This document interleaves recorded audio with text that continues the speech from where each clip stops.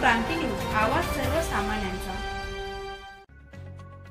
N 753 national हायवेवर आज दिनांक 26 सप्टेंबर रोजी पहाटेच्या सुमारास भीषण अपघात झाला।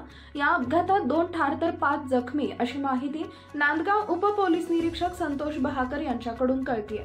नांदगाव हिरेनगर फाट्यावर XUV व TUV या 2 वाहनांच्या समोरासमोर झालेल्या अपघातात 2 जणांचा जागीच मृत्यू झाला तर 5 जण जखमी झाल्याची घटना घडली असून हा अपघात इतका भीषण होता की यात गाड्यांचा अक्षरशः चुरा झालाय।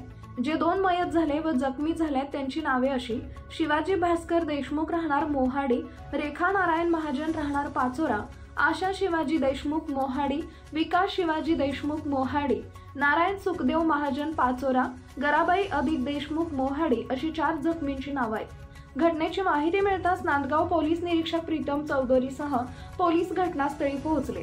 स्थानिकांच्या मदतीने त्यांनी जखमींना तात्काळ नांदगाव शासकीय रुग्णालयात दाखल करून पुढील उपचारासाठी नाशिक रुग्णालयात हलवण्यात आले अशी माहिती वैद्यकीय अधिकारी डॉक्टर काजल साळुंखे यांनी दिली।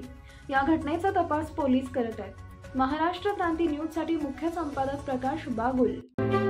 अशाच नवनवीन बातम्या पाहण्यासाठी आमच्या महाराष्ट्र क्रांती न्यूज या YouTube चॅनलला लाईक करा, सबस्क्राइब करा आणि बेल आयकॉनला प्रेस करा।